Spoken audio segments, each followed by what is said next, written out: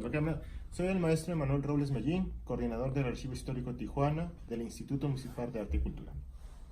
Okay, vamos a empezar con las preguntas. ¿El porfiriato en qué consistió y por qué se le llamó porfiriato? Bueno, el porfiriato es un periodo de la historia de México que empezó desde diciembre de 1876 y terminó en 1911, después de mayo de 1911. Y se le llama porfiriato porque el personaje que estuvo gobernando durante estos más de 30 años fue el general Porfirio Díaz Mori. Okay.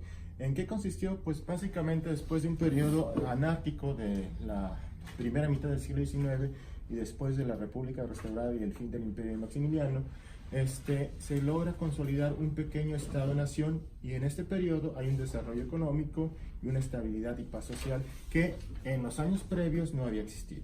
Entonces empieza a consolidar, no solamente México, estamos hablando que más o menos de 1880 en adelante, gran parte de los países de América Latina llegan a este periodo con sus diferentes caudillos militares. Entonces, lo que ocurre en México se está reproduciendo también en otras partes de América Latina y se debe también pues, a una economía global. Este desarrollo económico se tiene que ver mucho con la inversión extranjera. Lo que hace Porfirio Díaz es continuar con las políticas que había establecido su predecesor en el cargo, Benito Juárez y Sebastián Lerdo de Tejada, de lograr un desarrollo económico a través del liberalismo. Un poco más específico, ¿cómo el porfiriato afectó a California o en qué Bueno, benefició? El desarrollo económico que se va a derivar en el porfiriato va a ser precisamente gracias a la inversión extranjera.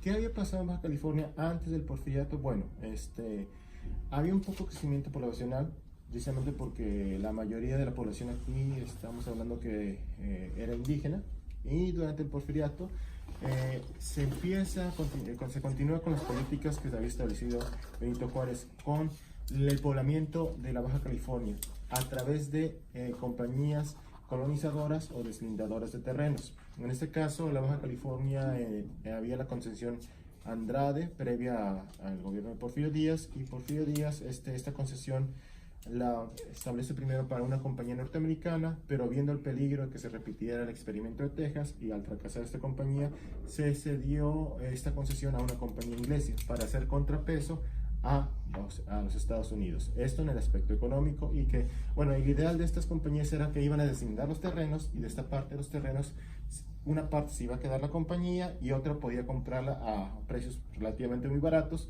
pero la condición no solamente es deslindar terrenos, es decir, midan los terrenos y crean ciudades, sino poblar estas ciudades.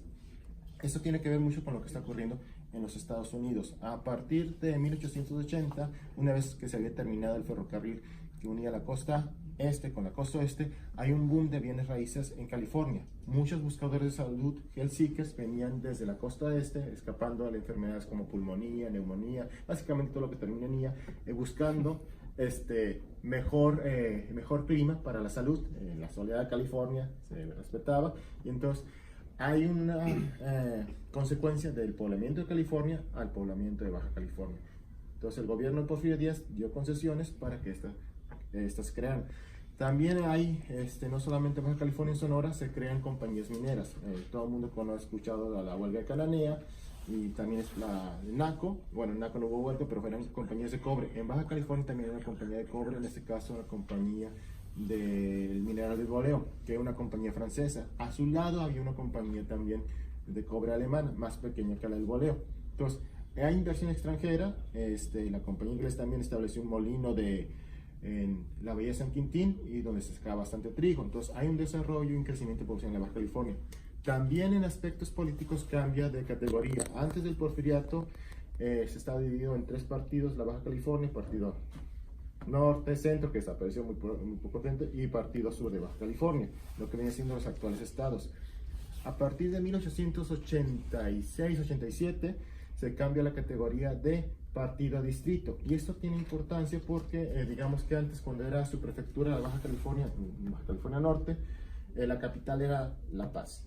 Entonces de La Paz tenía que llevarse a Real de Castillo o Ensenada. Tijuana ni siquiera en aquel tiempo aparecía. Mexicali surgen a principios del siglo XX. Entonces, cuando se cambia de categoría política, la capital ahora va a ser Ensenada de Todos Santos, y se envía un personaje importante que era el antiguo gobernador de Sonora, Luis Emeterio Torres, amigo cercano a Porfirio Díaz. Es decir, si Porfirio Díaz es el sol de México, un planeta y que giran los satélites alrededor del planeta, venía siendo el planeta de Sonora, venía siendo el grupo de Luis Emeterio Torres, Corral e Izábal. Estos tres personajes se van a estar rolando la gobernatura en Sonora, pero Luis Emeterio Torres era importante porque era el gobernador y lo envían como el equivalente a gobernador de Baja California. En aquel tiempo no había elecciones en los estados, Baja California ni siquiera un estado, entonces quien designaba esta autoridad que compartía la jefatura política y militar era este personaje, Luis Emeterio Torres. Entonces, con la llegada de Luis Emeterio Torres se empiezan a desarrollar un poco más las poblaciones de Baja California. Okay. ¿Qué acontecimientos importantes pasaron en Baja California durante el Porfiriato? El Porfiriato, ajá. Bueno, hay varios acontecimientos de cierta manera relevantes. Por ejemplo, una de las primeras rebeliones en contra de Porfirio Díaz ocurre en toda la península de Baja California. Se trata del personaje Manuel Márquez de León. Él, contrario a la elección de Manuel González, que fue el único periodo en el cual Porfirio Díaz no estuvo de gobierno. Porfirio Díaz obtiene el poder por la vía militar. Lo había intentado hacer antes por la vía electoral, no funcionó, pues bueno, me lanzo en el plan de la Noria, fracasa, bueno, me lanzo con el plan de Tuxtepec, triunfa, pero el plan de Tuxtepec establece sufragio efectivo, no reelección, es su lema de campaña, así como en campañas políticas ahora dicen, becas para todos. Becas para todos, la ciudad más bonita, etcétera, etcétera. Bueno, el lema de Porfirio Díaz. La diferencia. Sí, la esperanza, como sea. El lema de Porfirio Díaz era sufragio efectivo, no reelección. Paradójicamente, después va a ser Francisco Madero quien retoma un lema que había lanzado Porfirio Díaz. Bueno, quiere ser efectivo este lema. Entonces, de 1876 hasta 1880, que duró su primer periodo, pues no se puede reelegir, y entonces pone a su compadre, Manuel González, como el candidato a la presidencia.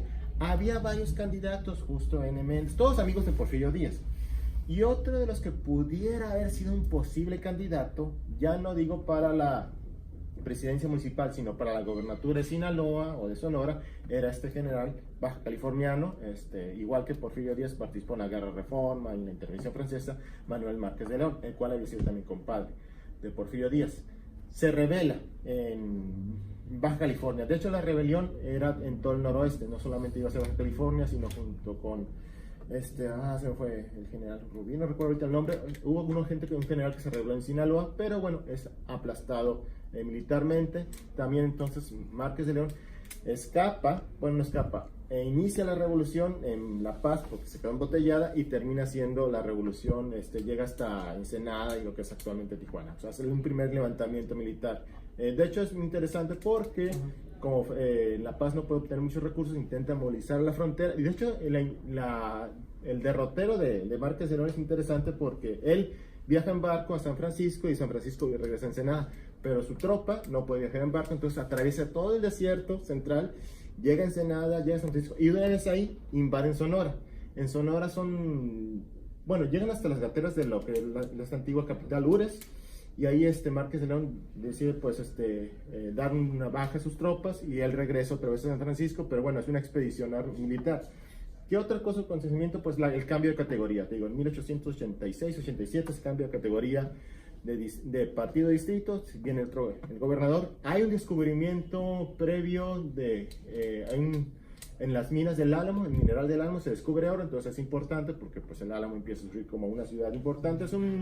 Relativamente dura muy poco porque las vueltas son muy cortas, entonces toda la población que estaba en Ensenada, en Tijuana y en San Diego que se fuera al Álamo, pues nomás dura como medio año ahí porque se acabó el oro, entonces ya regresa. Para 1889 hay un intento de filibusterismo por parte de la compañía inglesa. ¿Qué es eso? Ok, filibusterismo se le llama filibusteros a las expediciones de carácter pirático que a partir de la guerra México-Estados Unidos, 1846-1848, con el Tratado de Guadalupe Hidalgo, intentaba repetir el experimento de Texas. Es decir, un grupo de aventureros extranjeros llegan a tal territorio y declaran, voy a declarar la República de Río Grande, en el caso de Chihuahua. Voy a declarar la República de Sonora. Voy a declarar la República de Baja California. Y una vez que se declara esa república, pues piden permiso a los Estados Unidos para anexarse. Con el Tratado de Guadalupe Hidalgo, estas expediciones de carácter pirático estaban prohibidas. Sin embargo, siguieron ocurriendo. Baja California, en 1853, la invade William Walker. Fracasa la expedición de William Walker por diferentes motivos. Primero invade La Paz, de La Paz también se robó un barquito.